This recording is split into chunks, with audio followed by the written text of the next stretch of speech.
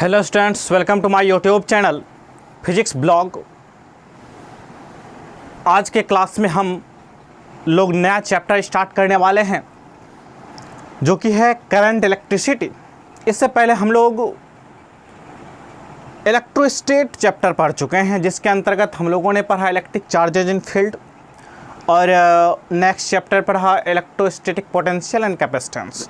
ये दोनों चैप्टर जो कि इलेक्ट्रोस्टैट का पार्ट था उसके अंतर्गत उसको हम पढ़ चुके हैं।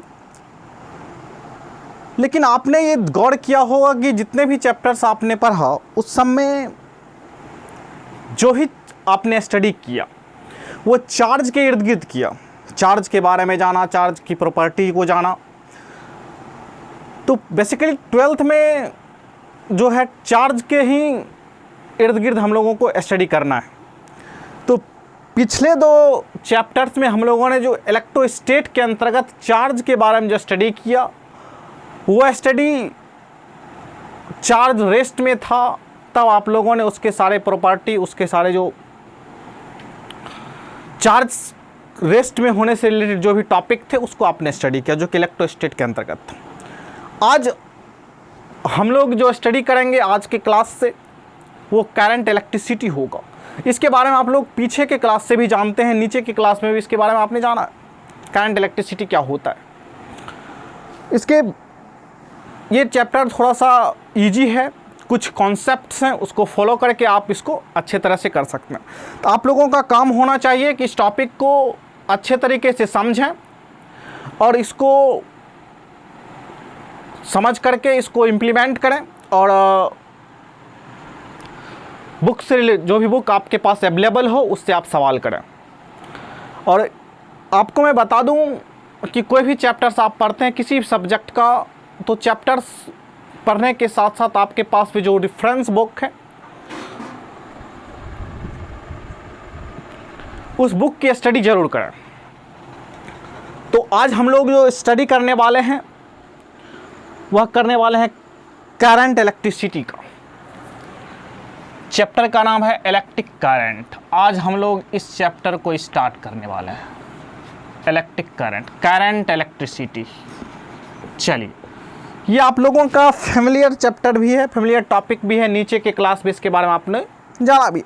हम लोग नीचे से ही आज पढ़ना स्टार्ट करेंगे और आप लोगों को इस चैप्टर में कोई प्रॉब्लम्स नहीं होंगे और आसानी से ये चैप्टर समझ में आएगा। आपको क्या करना है, रेगुलर आपको वीडियो लेक्चर्स देखने हैं, इससे रिलेटेड जो रेफरेंस बुक आपके क्लास 12th के होंगे उसको देखना है और छोटे मोटे न्यूमेरिकल्स कर लेना है।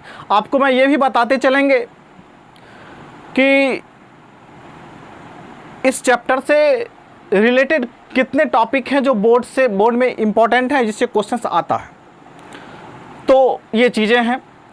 तो सबसे पहले चलते हैं करंट इलेक्ट्रिसिटी पर। तो आपको मैंने बताया कि हम लोग जो स्टडी कर रहे हैं वो चार्ज के इर्द गिर्द ही कर रहे हैं, चार्ज के रेफरेंस में ही कर रहे हैं, ठीक है। तो इससे पहले जो हम लोगों ने स्टडी किया वो चार्ज जो था एट रेस्ट पे था, तो हमने स्टडी किया वो था इलेक्ट्रोस्टैट के अंदर। इसकी सारी प्रॉपर्टी को आप लोगों ने जान चुका है, ठीक। आज हम लोग आज से जो स्टडी करेंगे वो चार्ज जब मोशन में होगा। मोशन में होने का मतलब हुआ कि चार्ज दो टाइप से मोशन में हो सकते हैं। हो सकता है वो कांस्टेंट वेलोसिटी से हो, दैट मीन्स उसमें एक्सेलरेशन क्या हो, जीरो, नॉन एक्सेलरेटेड हो, ठीक है। तो जब मोशन में चार्ज होगा तो दो तरह से मोशन में वो हो सकता है, ठीक है। एक हो सकता है कांस्टेंट वेलोसिटी से, ठीक है। कांस्टेंट वेलोसिटी का मतलब एक्सेलरेशन जीरो होगा, वेलोसिटी चेंज ही नहीं होगा तो एक्सेलरेशन जीरो होगा, आपने पढ़ा होगा इसको।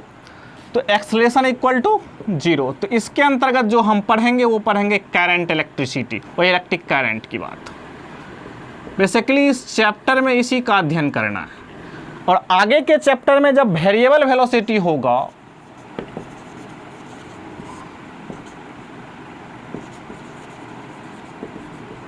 तो acceleration not equal to zero होंगे, तब हम जो पढ़ेंगे इलेक्ट्रोमैग्नेटिज्म पढ़ेंगे। बेसिकली ये भी 12th का ही सिलेबस है, आगे के चैप्टर्स में आपको मिलेंगे। तो ये क्या है, नॉन एक्सेलरेटेड है,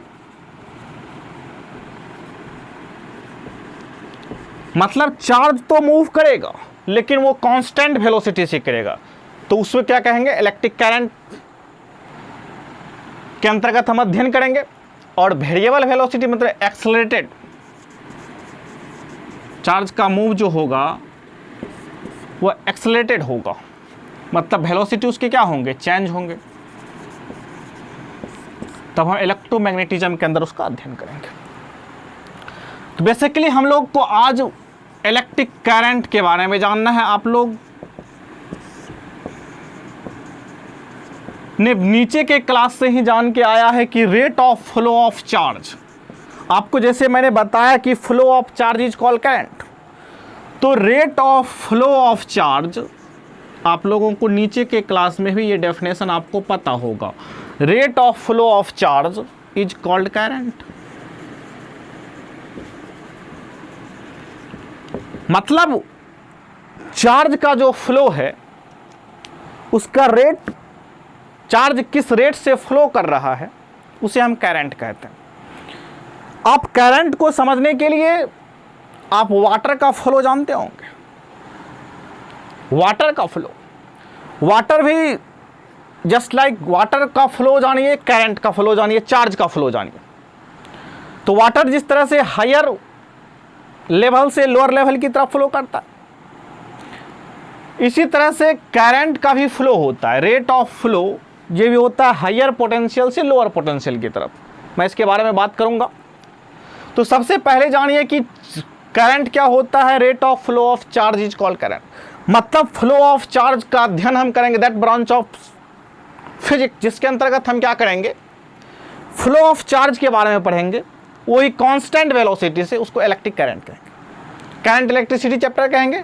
और इलेक्ट्रिक करंट क्या होता है, rate of flow of charge is called current. Okay, यहाँ से आप लोग नीचे के क्लास में ये भी जाने होंगे, हालांकि करंट को आई से लिखते हैं, आप बड़ी आई भी लिख सकते हैं, I equal to Q by T, generally छोटी आई लिखा जाता है, ठीक है, I equal to Q by T, rate of flow of charge is called current.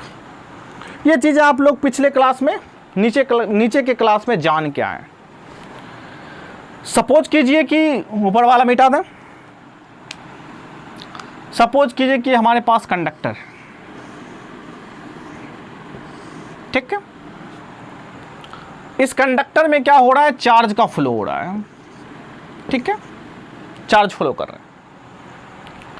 तो आपने लिखा rate of flow of charge called current. अब हमें ये देखना है कि ये भी तो पता करना है कि चार्ज कितने रेट से फ्लो कर रहा है। और सपोज कीजिए कि डेल्टा टी टाइम में, in time delta T, charge जो फ्लो कर रहा है डेल्टा क्यू कर रहा है।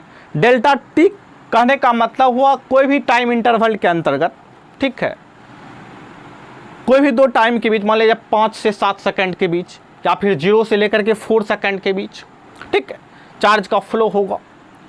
तो डेल्टा टी कहने का मतलब है किसी भी टाइम इंटरवल के अंतर्गत डेल्टा क्यू चार्ज का फ्लो हुआ, तब हम कहेंगे, तब जो करंट डिफाइंड होगा उसको हम लिखेंगे आई एवरेज, मतलब एवरेज करंट का कितना फ्लो हुआ। जैसे कि मान लिया जाए किसी टाइम इंटरवल में जितना करंट का फ्लो होगा वह एवरेज करंट होगा, यानी कि आई एवरेज को हम delta Q by delta T भी लिखेंगे, ठीक है, बात वही है। एवरेज करंट निकालने के लिए delta Q by delta T, I average को हम आई वार से भी लिखते हैं, कुछ इस तरह से हम लिख देते हैं आप लोगों को। तो यहाँ से आप कहिएगा in any conductor in time interval delta T charge flow through any conductor by delta q, then average current is defined as delta q by delta t। तो यहां से हम लिखेंगे I, इसको कह सकते हैं I वार भी कह सकते हैं, इसी को कहा जाता है I एवरेज, ठीक है। इसको क्या लिखेंगे, delta q upon delta t। कोई दिक्कत? आपने ये नीचे ऊपर से तो पढ़ के आया नीचे की क्लास में, अब देखिए, दिख रहा है आप लोगों को?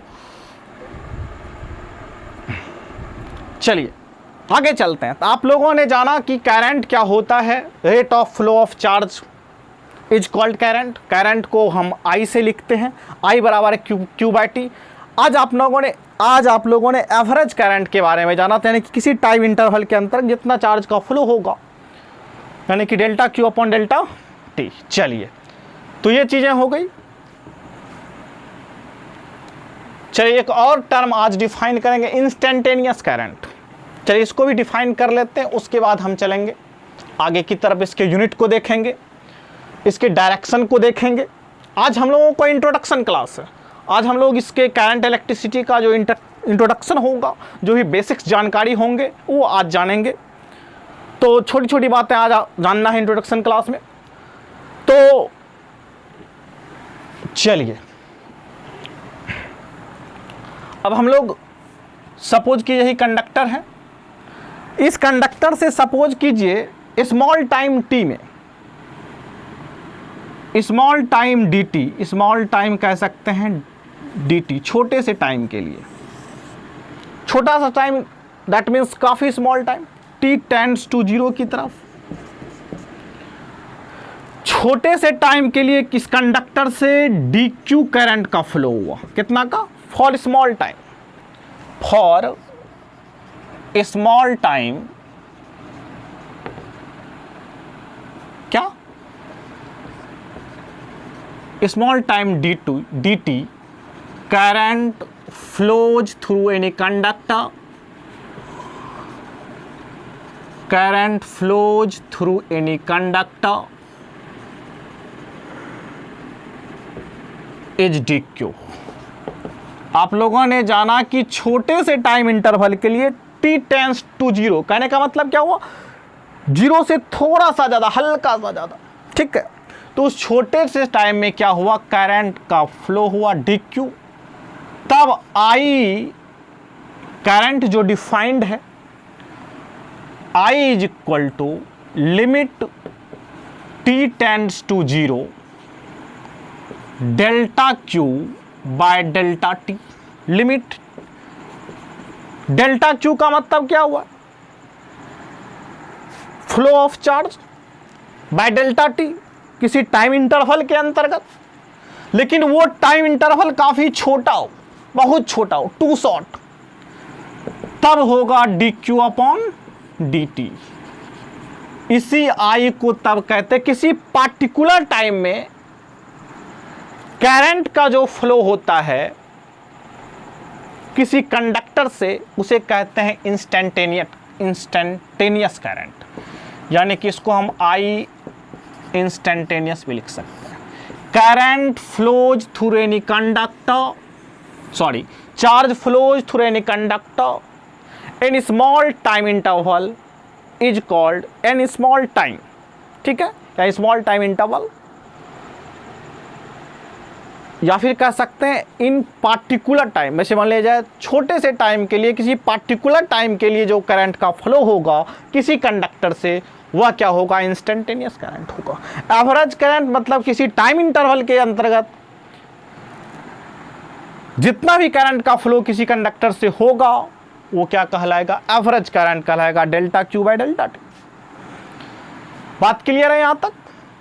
ये चीजें आप लोग समझ गए होंगे। चलिए अब हम इसके यूनिट की बात कर लेते हैं छोटा सा, उसके बाद हम लोग आगे चलेंगे। आप लोगों को यूनिट भी इसका पता होगा क्या होता है। चलिए ये चीजें तो आप लोग जान गए। चलिए आपने करंट के बारे में मोटा मोटी क्या जाना? Q by T. यहीं से हम लोग या फिर delta Q by delta T भी कह सकते हैं, या फिर क्यू बाई टी कह सकते हैं, दोनों में से कुछ भी कह सकते हैं, ठीक है। तो इससे यूनिट क्या हो जाएगा? यूनिट ऑफ आई क्या हो जाएगा? डेल्टा क्यू यानी कूलम्ब बाय सेकेंड, यानी कि 2 बार टी लिख दिया क्या? तो कूलम्ब पर सेकेंड यानी कि CS इनवर्स, इसी को कह सकते हैं एम्पियर। क्या कहा जाता है? एम्पियर। इसको लिखते हैं ए से। ये तो आप लोगों को पता होगा, यूनिट करंट का क्या होता है, एम्पियर होता है।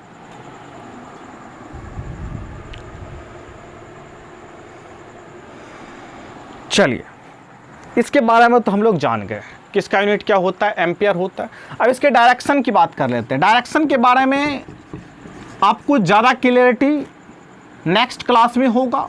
आज आप लोग जो नीचे के क्लास में जाने हैं उसी को जान लेते हैं, क्योंकि कल हम लोग अगले क्लास में, कल का मतलब हुआ अगले क्लास में हम लोग इसके हिस्ट्री को जानेंगे, इसके कुछ कहानी को जानेंगे, कैसे करंट का फ्लो, कैसे इलेक्ट्रॉन का फ्लो, कैसे चार्ज का फ्लो किसी कंडक्टर के अंतर्गत होता है। तो वहाँ पे आपको डायरेक्शंस क्लियर होंगे।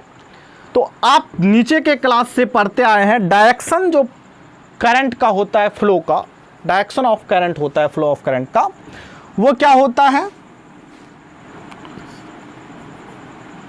Flow of positive charge. मतलब पॉजिटिव चार्ज जिस डायरेक्शन में फ्लो करता है वही करंट का डायरेक्शन माना जाता है। दूसरा बात कह सकते हैं, इन द अपोजिट डायरेक्शन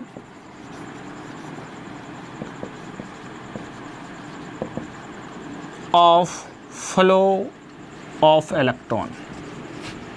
मतलब इलेक्ट्रॉन के फ्लो के अपोजिट डायरेक्शन में क्या होता है, करंट का फ्लो होता है। ठीक है। तीसरी बात इसी को कह सकते हैं आप, करंट का जो फ्लो होता है हायर पोटेंशियल से लोअर पोटेंशियल की तरफ होता है। जिस तरह से वाटर का फ्लो होता है, higher potential to lower potential. ये चीज़ें तो आप लोग जाने होंगे। यानी कि डायरेक्शन जो करंट का होता है, फ्लो ऑफ पॉजिटिव चार्ज होता है। इस सब के बारे में कल डिटेल स्टडी करेंगे। In the opposite direction of flow of current, electron, electron के फ्लो के अपोजिट डायरेक्शन में होता है। और ये भी कह सकते हैं हायर पोटेंशियल से लोअर पोटेंशियल की तरफ होता है। ये जो बेसिक इंफॉर्मेशन था करंट के बारे में, इसमें से कुछ बातें आप लोग जानते भी होंगे, ऑलमोस्ट बातें जानते होंगे। चलिए, ये चीज़ें तो आप लोग जानते होंगे। अब आगे की तरफ चलते हैं। उम्मीद है आप लोगों को करंट का डेफिनेशन, इंस्टेंटेनियस करंट, हालांकि इस पर सवाल ही हम लोग करेंगे अभी, कुछ और आगे बढ़ते हैं, उसके बाद हम लोग देखते हैं। चलिए कुछ और एक्सप्लेनेशन कर लेते हैं, तब आगे बढ़ेंगे। चलिए कुछ फॉर्मूला को और देख लेते हैं, जो कि आपको न्यूमेरिकल्स बनाने में, छोटे छोटे क्वेश्चंस अगर आते हैं बोर्ड में तो उसको करने में आपको इजी होगा। तो हम लोग चलते हैं। चलिए, आपने जाना I equal to Q by T. आप लोगों ने ये जाना, पहले से भी जानते होंगे, आज भी जाने। आप लोग जब इलेक्ट्रोस्टेट पढ़ रहे होंगे तो Q इक्वल टू एन ही आप लोग पढ़े होंगे। एन क्या है, नंबर है, इंटीजर है, और ई क्या है, इलेक्ट्रॉन पे जो चार्ज होता है। ठीक है, Q इक्वल टू एन ही। तो यहाँ पर क्या हो जाएगा, इसके बदले में लिख सकते हैं एन ई अपॉन टी। यहाँ से आपको एक फार्मूला का पता चल गया। क्या कोई दिक्कत? चलिए, आप लोगों ने इंस्टेंटेनियस करंट को पढ़ा, I is equal to D Q by D T, ये भी आप लोगों ने पढ़ा। अब देखिए, यहाँ से आपको ये आपने फार्मूला जाना इंस्टेंटेनियस करंट का, मतलब किसी पार्टिकुलर टाइम पे निकालना होगा तो आप क्या करेंगे, D Q by D T. Differentiation का प्रयोग कीजिएगा, कैसे करेंगे आप हम लोग देख लेंगे अभी। नेक्स्ट, अगर आप अब देखिए, इसको अगर लिखें डी क्यू, इसको आगे लिखें तो हम क्या लिखेंगे, इसको क्रॉस मल्टीप्लिकेशन कर दीजिए, डी क्यू इक्वल टू क्या हो जाएगा, आई डी टी हो जाएगा। अब देखिए, अगर दोनों तरफ इंटीग्रेट कर दें तो D Q I D T. ठीक है, तो डी क्यू को इंटीग्रेट कीजिएगा तो क्यू होगा Q I D T, integration होगा। आपको यहां पर करंट दिया हुआ है, वेरिएबल करंट दिया हुआ है, तो वहां से आप क्या निकाल सकते हैं, चार्ज निकाल सकते हैं। कोई दिक्कत? अब देखिए, अब यहां पर देखिए, इफ ये तो वेरिएबल करंट है, वेरिएबल करंट कैसे है, तो करंट का फ्लो जो है वो टाइम पर डिपेंड कर रहा है। तब तो हमने टाइम के रिस्पेक्ट में इंटीग्रेट किया। ठीक है, इंस्टेंटेनियस करंट में क्या होता है, करंट जो होता है टाइम पर डिपेंड करता है, ठीक। तो यहाँ पर देखें आपने टाइम पे डिपेंड कर रहा है, तो आपने क्या किया, dq बाई dt किया, यानी कि जो करंट का फ्लो है उसको टाइम के रिस्पेक्ट में आपने डिफरेंशिएट कर दिया। तो यहाँ से चीज़ निकल गई। अब देखिए अगर करंट कांस्टेंट होगा, जो कि आप लोग नीचे के क्लास में पढ़ते आए हैं, if I is equal to constant, ठीक, I कांस्टेंट होगा तो क्या होगा, कांस्टेंट टर्म बाहर आ जाएगा, Q is equal to IT हो जाएगा, तो ठीक, जो कि आप लोग नीचे के क्लास में पढ़े होंगे, Q is equal to IT। इस पे आप लोग सवाल भी किए होंगे। तो अगर इफ I जो कांस्टेंट होगा, जो टाइम के साथ वेरी नहीं करेगा, तब Q इक्वल टू IT। तो ये इसका आप लोगों को इस फार्मूला का यूज आप लोगों को करना होगा, जिस जगह जिस फार्मूला का जरूरत हो आप लोगों को करना होगा, ठीक। तो आप लोगों को अब दिखाते हैं कि इस फार्मूला का यूज कहाँ पे करना है। आप लोगों ने डायरेक्शन जान गया, ठीक है, कि जो फ्लो ऑफ करंट होता है, जो कि अब पॉजिटिव चार्ज के फ्लो के डायरेक्शन में होता है, इलेक्ट्रॉन के अपोजिट डायरेक्शन में होता है, हायर पोटेंशियल से लोअर पोटेंशियल की तरफ होता है। ये तमाम चीज़ें, ये इतना चीज़ें आप लोगों ने जान गया। अब कुछ सवाल के जरिए हम लोग आगे बढ़ते हैं, समझने की कोशिश करते हैं कुछ और बातें को। चलिए आराम से आप लोगों को पढ़ना है, समझ के पढ़ना है, बुक की स्टडी करनी है, आराम से सब कुछ होगा, कोई प्रॉब्लम की बात नहीं है। चलिए एक सवाल हम लोग लेते हैं, एक सिंपल सा सवाल लेते हैं।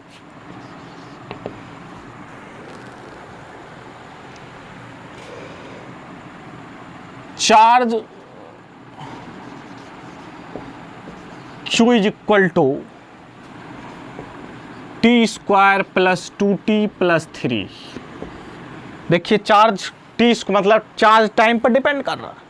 Charge flow, charge Q flows through any conductor,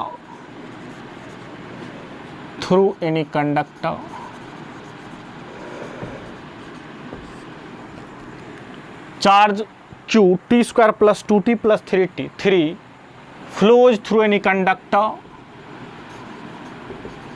Find electric current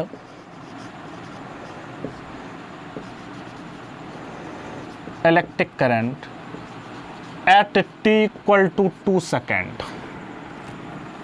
पहला question at t equal to 2 second, दूसरा पूछता है electric current at t equal to 2 second. पहला क्वेश्चन है, दूसरा क्वेश्चन है इन 2 सेकेंड। दोनों क्वेश्चन में फर्क है, पहला क्वेश्चन ये है t इक्वल टू 2 सेकेंड, दूसरा क्वेश्चन है इन 2 सेकेंड। चलिए चलते हैं। हमारे पास जो चार्ज दिया हुआ है वह दिया हुआ है Q equal to T square plus 2t plus 3। इसका कहने का मतलब है जो फ्लो ऑफ चार्ज है वह टाइम पर डिपेंड करता है। कैसे जानेंगे सर टाइम पे डिपेंड करता है? अब टाइम का वैल्यू 0 रख करके देखिए तो क्या होगा, इसका वैल्यू 3 होगा। टाइम का वैल्यू 1 रख करके देखिए, टी का वैल्यू क्या होगा, इसका वैल्यू चेंज होगा, 1 का स्क्वायर प्लस 2 इंटू 1 प्लस 3 हो जाएगा, जो भी वैल्यू आएगा। पहला कहता है कि चार्ज एट 2 सेकेंड पे निकालिए, मतलब आपको जो मैंने इंस्टेंटेनियस करंट पढ़ाया, क्या पढ़ाया इंस्टेंटेनियस करंट में, I equal to D Q upon D T. तो हमें क्या निकालना है, I एट 2, क्या निकालना है ना, एट 2 पर आप निकालिए। तो हमको क्या नहीं, इंस्टेंटेनियस मतलब किसी पार्टिकुलर टाइम पे हमको निकालना है 2 सेकेंड पे आप निकाल के दिखे। तो सबसे पहले हम D Q by D T निकाल लेते हैं। D Q by D T का मतलब इसको डिफरेंशिएट करना होगा, आप लोग डिफरेंशिएट करने जानते होंगे। टी स्क्वायर का डिफरेंशिएशन क्या होगा, 2t होगा, और 2t का डिफरेंशिएशन क्या होगा, 2 इंटू टी का डिफरेंशिएशन t के ही रिस्पेक्ट में, dt के रिस्पेक्ट में, तो क्या होगा 1 होगा। 2 इंटू 1 कॉन्स्टेंट टर्म का डिफरेंशिएशन 0, ये चीज आप लोग पढ़े हैं। 2t प्लस 2 ये हो जाएगा dq अपॉन dt। आपसे पूछा जाता है फाइंड इंस्टेंटेनियस करंट, ऐसा भी लिख के आ सकता है, एट जो भी आपको टाइम देगा उस टाइम पे निकालेगा। अब किस पे निकालना है, dq अपॉन dt क्या हो जाएगा 2 सेकेंड पे निकालना है, यानी कि 2 इंटू टी का स्थान पे 2 रखेंगे प्लस 2, 2 दूनी 4, 2 4 2 6 एम्पियर का करंट का फ्लो होगा। यही कह सकते हैं आई एट 2 सेकेंड क्या हो जाएगा 6 एम्पियर हो जाएगा। ये तो पहला क्वेश्चन का जवाब आपको मिल गया। अब दूसरा क्वेश्चन है कि इन 2 सेकेंड मतलब 2 सेकेंड में उस कंडक्टर से कितना करंट फ्लो करेगा। ठीक है, ये निकालना है। तो हमारे पास Q दिया हुआ है t² प्लस 2t प्लस 3, समझ में आ रहा है, मतलब 2 सेकेंड में उस किसी कंडक्टर से कितना करंट फ्लो करेगा वो हमको निकालना, एवरेज करंट पूछा है। ठीक है, तो एवरेज करंट पूछा है तो हम क्या करें, सबसे पहले Q 0 सेकेंड में कितना करेगा वो निकाल लेते हैं, पता चल जाएगा हमको।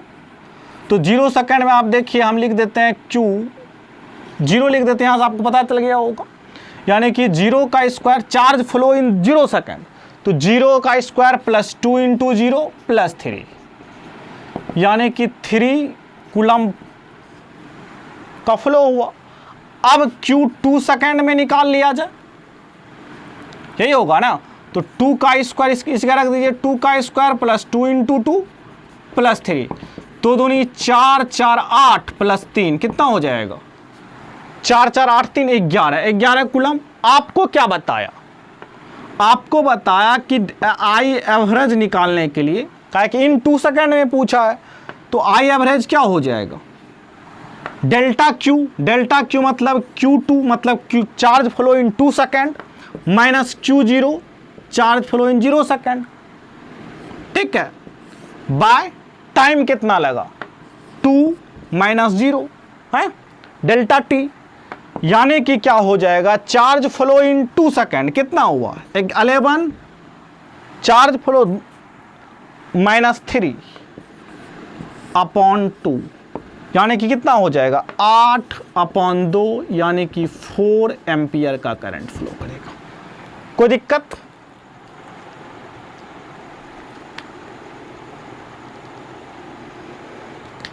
यहां तक समझ में आ गया। किसी पार्टिकुलर टाइम पे पूछेगा तो क्या करना है, इन डिफरेंशिएट कर देना है। एक सवाल और करके हम लोग देख लेते हैं, चलिए आगे चलते हैं। आप लोगों को डिफरेंशिएशन आता होगा, पिछले क्लास में भी पीछे भी हम लोग ऐसा कर चुके हैं।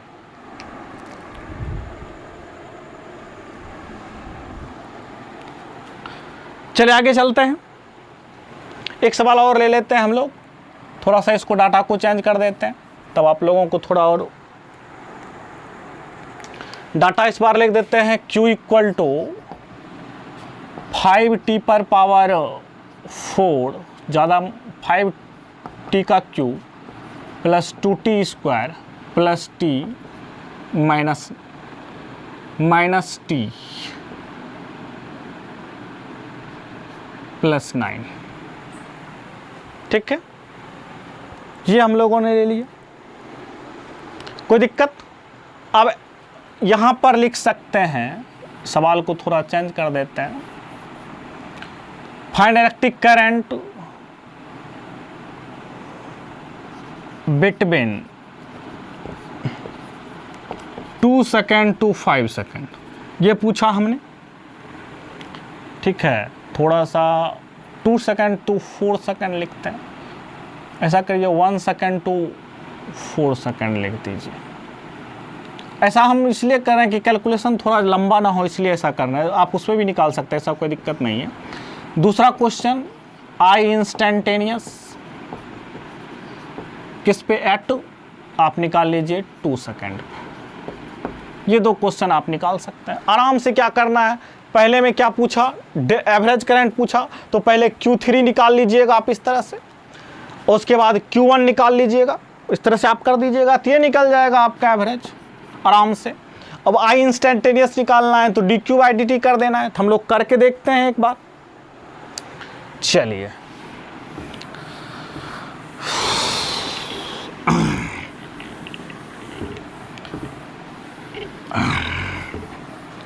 आज इंट्रोडक्शन क्लास है, आप लोगों को यही छोटे मोटे सवाल मिलेंगे। तो चलते हैं। सबसे पहले हमको Q दे रखा है, क्या दे रखा है 5TQ plus 2T² minus T दे रखा है प्लस 9। सबसे पहले इसको ही निकाल लेते हैं। तो हम क्या करते हैं Q1 निकाल लेते हैं। आप Q1 का मतलब समझ गए होंगे क्या होता है, चार्ज फ्लो इन 1 सेकेंड। ठीक है, तो 5 इंटू क्या हो जाएगा 1 का Q प्लस 2 इंटू क्या हो जाएगा 1 का स्क्वायर माइनस 1 प्लस 9। T का वैल्यू रख दिया हम लोगों ने। अब इसको सॉल्व कर लेते हैं। 5 प्लस 2 माइनस 1 प्लस 9 यही होगा ना। कैलकुलेशन आप लोग 5 2 7 9 16 16 1 15 कूलम्ब हो जाएगा ये। अब Q3 निकालना है हम लोग, तो Q3 क्या हो जाएगा 5 इंटू 3 का Q प्लस 2 इंटू 3 का स्क्वायर माइनस 3 प्लस 90 का वैल्यू रखा हम लोगों ने, यानी कि 5 9 45 माइनस यहाँ से कितना होगा 9 दूनी 18 प्लस में हो जाएगा माइनस 3 प्लस 9, यानी हो जाएगा 45 18 63 9 72 72 में 3 जाएगा 69 69। एक बार कैलकुलेशन आप लोग चेक कर लीजिए। ओहो हो 3 तिया 9 तिया 27 27 गुना 5 कितना होगा 135। मिस छोड़ा था इसलिए 3 9 दूनी 18 यहाँ तक अब तो ठीक होगा। 135 18 क्या हो जाएगा 153 9 162 162 में 3 घटा दीजिए 159। अब लगता है ठीक। एक बार और चेक कर लिया जाए। 27 5 135 प्लस 2 9 18 माइनस 3 प्लस 9 135 9 144 62 में से 3 घट 159। अब हमको क्या निकालना है एवरेज निकालना है, करंट को निकालना है ना। तो क्या करें Q3 minus Q1 bye 3 minus 1 जो टाइम है, कोई दिक्कत। तो Q3 कितना हो जाएगा 159 माइनस 15 3 बाय 2 कितना हो जाएगा 9 में से 5 गया 4, उसके बाद हो जाएगा 9 में से 5 गया 4, तो यहां हो जाएगा 144 अपॉन 2 72 एम्पियर। कोई दिक्कत। चलिए अब यहां पर क्या कर सकते हैं, आई इंस्टेंटेनियस तो निकल गया।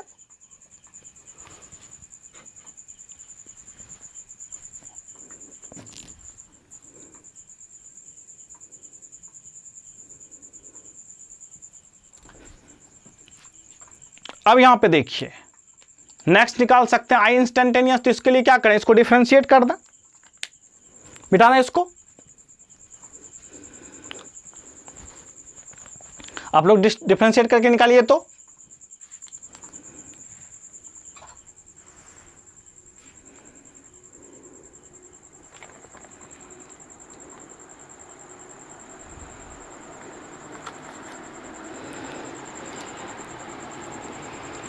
चलिए डिफरेंशिएट करके हम लोग निकालते हैं। आप लोगों को डिफरेंशिएशन पता होगा, नीचे डिफरेंशिएशन आप लोगों को पता नहीं है तो हम लोग बेसिक क्लास में डिफरेंशिएशन किए, आप उसका वीडियो देख सकते हैं, उसका फार्मूला आपको मिल जाएगा वहाँ पे। ये छोटे मोटे डिफरेंशिएशन आपको पता होगा। dq अपॉन dt, अगर 12th में आ गए डिफरेंशिएशन थोड़ा मोड़ा पता नहीं है तो दिक्कत की बात है, ऐसा नहीं है कि वो सिंपल है। एक बार हम लोग dq का डिफरेंशिएशन करेंगे dt हो जाएगा, हालांकि 3t² होगा, लेकिन आप लोगों को करने के लिए थोड़ा सा 2 इंटू dt² अपॉन dt हो जाएगा माइनस dt अपॉन dt, यही किए थे पिछले बार, प्लस कांस्टेंट टर्म का डिफरेंशिएशन आपको मैं बता देता हूँ 0 होता है, यानी कि 5 इंटू क्या हो जाएगा 3t² हो जाएगा प्लस 2 इंटू क्या हो जाएगा 2t हो जाएगा माइनस 1 प्लस कांस्टेंट टर्म का डिफरेंशिएशन 0। यहाँ d9 है, आप लोग q मत समझ लीजिएगा, ठीक। तो ये हो जाएगा 15t² प्लस 4t माइनस 1। अब कहाँ पे निकालना है एट 2 सेकेंड, तो इसमें 2 का वैल्यू रख दीजिए।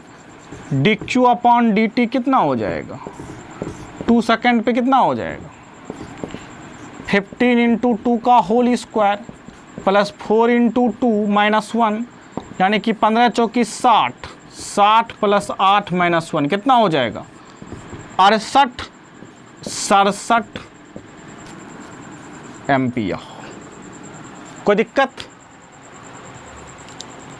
आप लोग कैलकुलेशन देख सकते हैं, ठीक है। मिटा दे इसको, इस तरह से आप सवाल कर सकते हैं। अब आगे एक और टॉपिक को थोड़ा सा समझते हैं, उसके बाद हम लोग कुछ और सवाल करेंगे। फिलहाल एक और सवाल हम लोग देख लेते हैं, तब आगे की तरफ बढ़ते हैं। चलिए एक सवाल और देख लेते हैं। चलिए कोई सवाल है?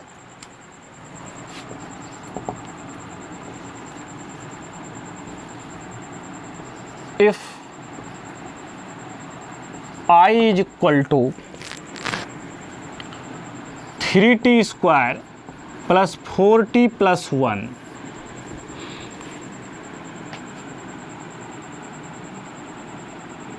Three T square plus 4t plus 1 current flows through any conductor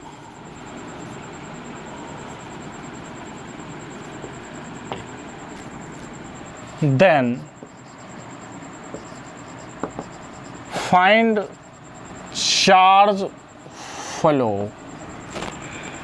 find charge flow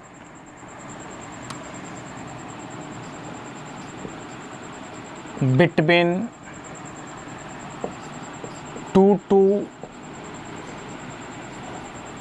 1 to 3 second.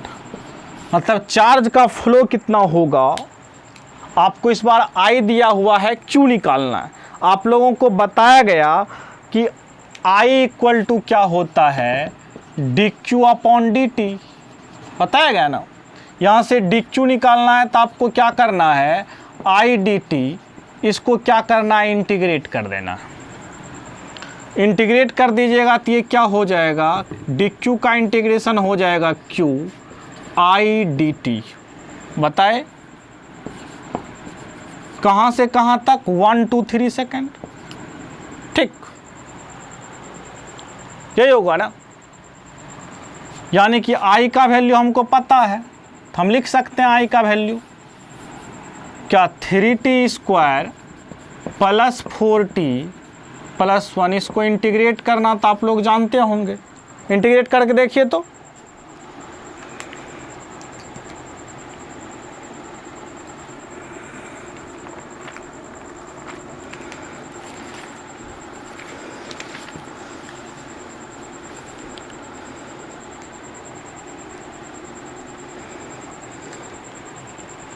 देखिए इंटीग्रेट कैसे करते हैं, इसको देख लेते हैं हम लोग। आप लोगों को इंटीग्रेशन करने भी आप लोगों को बताया गया है, तो क्या हो जाएगा इस 3 को बाहर कर लीजिए टी स्क्वायर डी टी हो जाएगा, प्लस 4 को बाहर कर लीजिए 1 2 3 करना है तो टी डी टी हो जाएगा, प्लस ये कांस्टेंट 1 इंटू डी टी क्या लिखेंगे डी टी लिखेंगे कहाँ से कहाँ तक 1 से लेकर के 3 तक, यही होगा ना। 3 को बाहर किए, यहाँ से देखिए क्या हो जाएगा 3 टी स्क्वायर का इंटीग्रेशन क्या होगा टी क्यू बाई 3, कहाँ से कहाँ तक 1 से 3 तक, plus 4 into T square by 2, कहाँ से कहाँ तक 1 से 3 तक, प्लस डी टी का इंटीग्रेशन टी कहाँ से कहाँ तक 1 से 3 तक। अब देखिए 3 से 3 मर जाएगा, 2 से 2 दूनी 4 मर जाएगा, यानी कि हो जाएगा एक बार अपर लिमिट, यहाँ देखते हैं एक बार अपर लिमिट रखेंगे तो क्या होगा 3 का क्यू हो जाएगा 27 माइनस, एक बार लिख ही देते हैं 3 का क्यू माइनस 1 का क्यू, ये हो जाएगा प्लस 2 मल्टीप्लाई करेंगे, यहाँ पर एक बार अपर लिमिट रखेंगे 3, तो यहाँ पर हो जाएगा 3 का स्क्वायर हो जाएगा माइनस 1 का स्क्वायर हो जाएगा, अब प्लस 3 माइनस 1 हो जाएगा, यानी कि 27 माइनस 1, यहाँ से क्या लिखेंगे 26 लिखेंगे, प्लस 9 में से 1 जाएगा 8 बचेगा, 8 दूनी 16 हो जाएगा ये, प्लस 3 में 1 गया 2, 26 2 28 16 44 कूलम्ब का चार्ज बचेगा। कोई दिक्कत?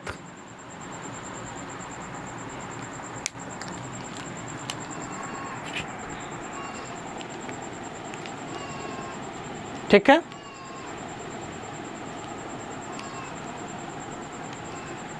चलिए, ये चीजें तो आपको पता होगा।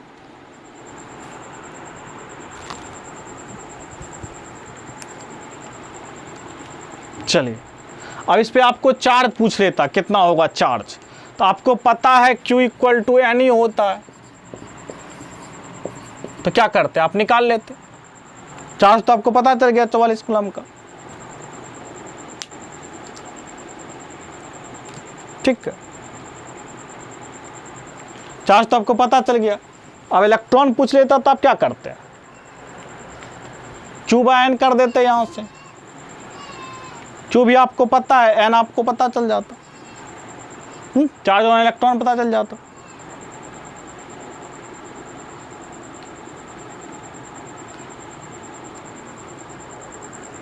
कोई दिक्कत, इजी है।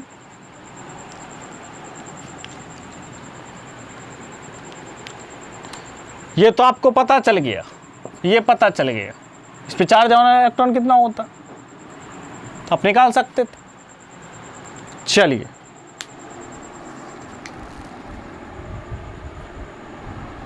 इस तरह आप कर सकते हैं।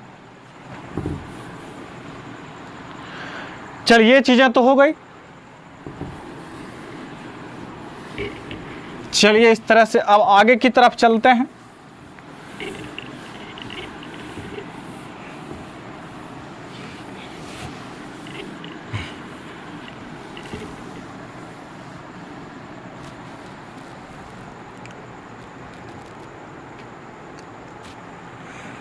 चलिए,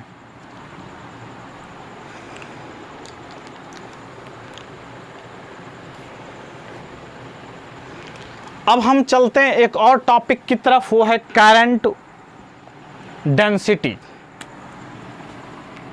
ये आप लोगों के लिए थोड़ा सा नया है, इसको समझते हैं।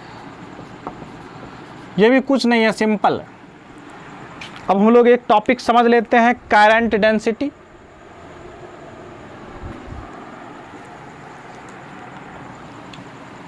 यहां देखिए, current flows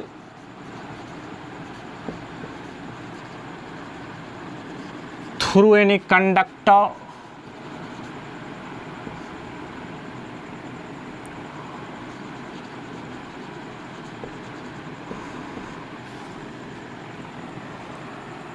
current flows normally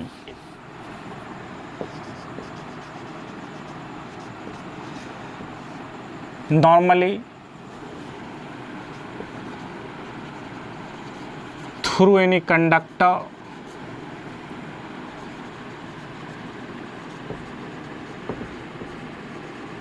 is called current density. Through any conductor ये कर सकते हैं, या फिर through any cross section area, ऐसे लिखिए, through any cross section area ज़्यादा अच्छा लगेगा। Cross section area of any conductor, of any conductor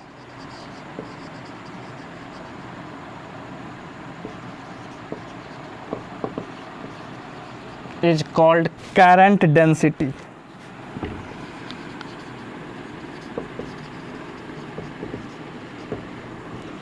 It is denoted by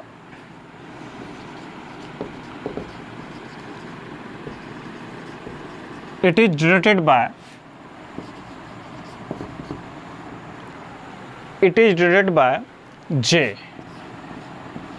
J एक वेक्टर क्वांटिटी है। चलिए, इसमें देखते हैं, इस बात को समझते हैं। सपोज कि ये कंडक्टर है, इस कंडक्टर से जो करंट का फ्लो हो रहा है, ये इसका क्रॉस सेक्शन एरिया हुआ, इस क्रॉस सेक्शन एरिया के परपेंडिकुलर डायरेक्शन में, ठीक है, जितने भी करंट का फ्लो होगा, सपोज कि इसका एरिया डेल्टा ए, तो डेल्टा ए, तो हम लिखेंगे J is equal to I by delta A. Suppose किससे करंट का आई करंट का फ्लो हुआ, तो आई बाय डेल्टा ए ये होगा करंट डेंसिटी। अब देखिए, या तो कह सकते हैं perpendicular to area vector, so not perpendicular to जो करंट होगा क्रॉस सेक्शन एरिया के परपेंडिकुलर होगा। और एरिया वेक्टर, आपको पता है एरिया वेक्टर का डायरेक्शन जो आउटवर्ड नॉर्मल होता है, या तो कह सकते हैं perpendicular to cross section area, या फिर कह सकते हैं पैरेलल टू एरिया वेक्टर। क्या कह सकते हैं?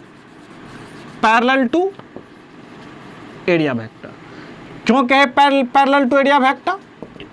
करंट डेंसिटी का जो डायरेक्शन होगा वह पैरेलल टू एरिया वेक्टर होगा, क्योंकि आपको पीछे के क्लास में पढ़े हैं कि एरिया वेक्टर जो होता है प्लेन के आउटवर्ड नॉर्मल होता है, यानी कि इस क्रॉस सेक्शन एरिया का जो एरिया वेक्टर होगा वो भी तो इसी डायरेक्शन में होगा, करंट का फ्लो भी उसी डायरेक्शन में होना चाहिए। That means parallel to area vector होना चाहिए, या फिर perpendicular to cross section area. कोई दिक्कत? तो J equal to I delta ए।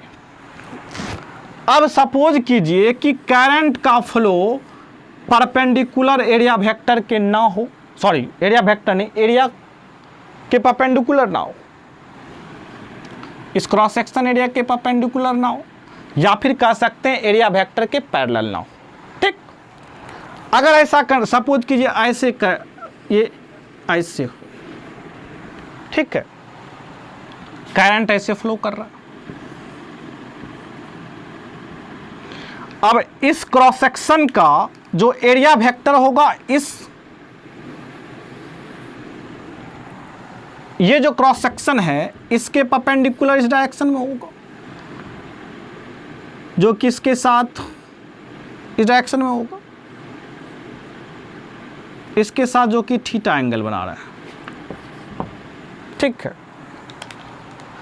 तो हमेशा हमें वो कंपोनेंट ही लेना है जो क्या हो, एरिया वेक्टर का वो कंपोनेंट लेना है जो कि करंट के पैरेलल हो। करंट के पैरेलल क्या है? ये कंपोनेंट। इस कंपोनेंट को क्या लिख सकते हैं? ये एरिया वेक्टर ए है सपोज कि, इसको लिख सकते हैं, इस कंपोनेंट को लिख सकते हैं, आपको पता है जिधर थीटा होता है उधर क्या लिखते हैं? Cos theta. तो ये होगा ए कॉस थीटा, नीचे की तरफ हो जाएगा ए साइन थीटा। यानी कि हमें करंट का फ्लो क्या होना चाहिए? Normally through any cross section area, cross section area के नॉर्मली।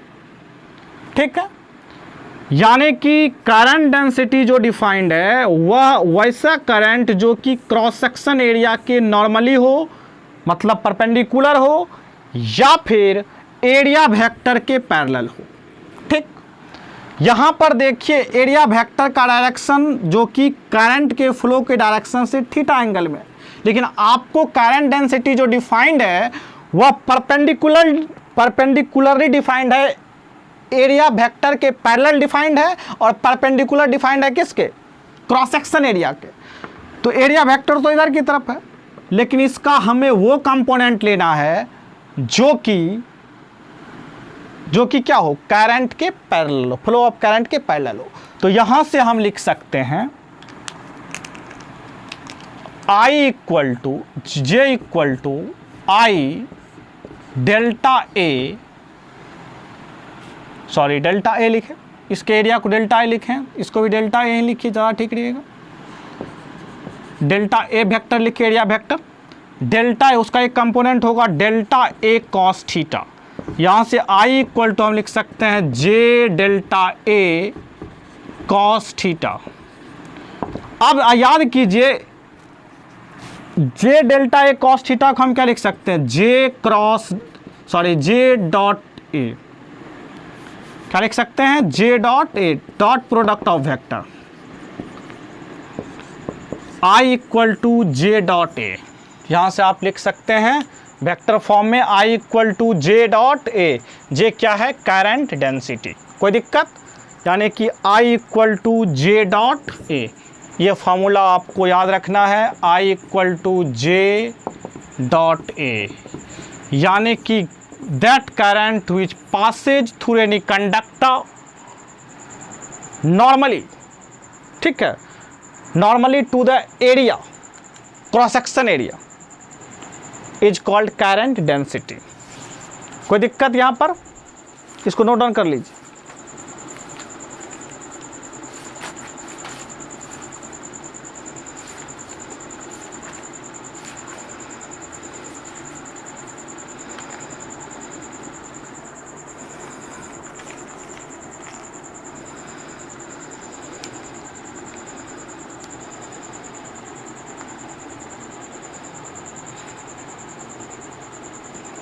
समझ में आ रहा है? यहां पर तीन बातें मैंने बोला। एक बात बोला, एरिया जो है, एरिया क्रॉस सेक्शन वो करंट के परपेंडिकुलर होगा, या फिर उसको कह सकते हैं एरिया वेक्टर के पैरेलल होगा। देख रहे हैं यहां पर, देखिए ये हमारा एरिया है, इस क्रॉस सेक्शन एरिया के पैरेलल करंट फ्लो हो रहा है। तो करंट डेंसिटी जो होता है, that current which passes through any conductor through any cross section area of conductor perpendicularly, और उस करंट के कलेक्शन को क्या कहते हैं? करंट डेंसिटी कहते हैं। तो J = I.A, क्योंकि एरिया वेक्टर जो होता है किसी क्रॉस सेक्शन एरिया का आउटवर्ड नॉर्मल होता है, तो करंट डेंसिटी के अंदर हम वही करंट को लेंगे जो एरिया वेक्टर के पैरेलल हो, इसीलिए लिखा है पैरेलल टू एरिया वेक्टर। या फिर यहाँ पे तीन बातें लिख सकते हैं, parallel to area vector, perpendicular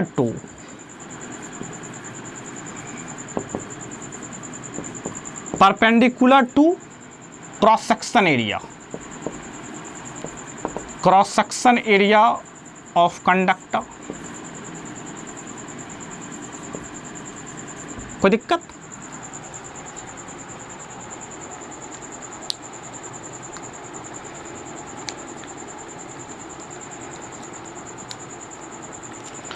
अब जो करंट डेंसिटी का जो डायरेक्शन होगा, J का एक और बात, ये क्या हो जाएगा?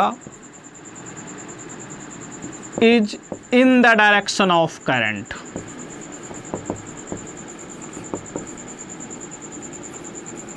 ठीक, ये बातें हो गई। चलिए एक कुछ और बातें जान लेते हैं। आपको ये बात पता चल गई कि करंट डेंसिटी जो है, current density is scalar quantity. Current density is scalar quantity. आप लोगों से एग्जाम में पूछा जा सकता है, बट सॉरी मैंने गलत, करंट डेंसिटी जो है वेक्टर क्वांटिटी, मिस्टेक हो गया, sorry. Current density is vector quantity, but current जो है इज स्केलर क्वांटिटी। इसका रीजन आप लोगों को बता देते हैं। आप लोगों ने देखा कि करंट डेंसिटी का डायरेक्शन है, वो डायरेक्शन है जो करंट का डायरेक्शन है, लेकिन वो नॉर्मल डायरेक्शन है। करंट का जो फ्लो होगा एरिया वेक्टर के परपेंडिकुलर होगा, ये करंट डेंसिटी का डायरेक्शन है। लेकिन करंट का भी डायरेक्शन आप कहिएगा कि क्या है, वह हायर पोटेंशियल से लोअर पोटेंशियल की तरफ। लेकिन रीजन ये है कि करंट को स्केलर होने का,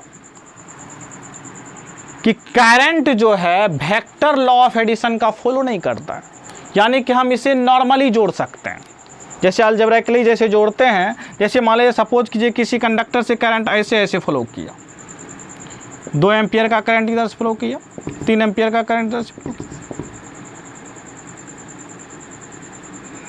ठीक है, सपोज कीजिए। हम इसको लिख सकते हैं 2, 3, 5 एम्पियर का करंट। इसके बीच का एंगल कितना है, उससे कुछ मान लीजिए थीटा एंगल पे फ्लो किया, 2 एम्पियर इधर से, 3 एम्पियर इधर से, इधर की तरफ 5 एम्पियर लिख दिया। यानी कि करंट का जो फ्लो होता है वह वेक्टर लॉ ऑफ एडिशन का फॉलो नहीं करता है, हम उसे अलजेब्राइकली जोड़ सकते हैं, घटा सकते हैं। इसीलिए क्या है, करंट स्केलर क्वांटिटी है। लेकिन करंट डेंसिटी क्या है, वह वेक्टर क्वांटिटी है। समझ में आ रहा है बात? ये सब बातें आप लोगों को समझ में आ गया होगा आज के क्लास में।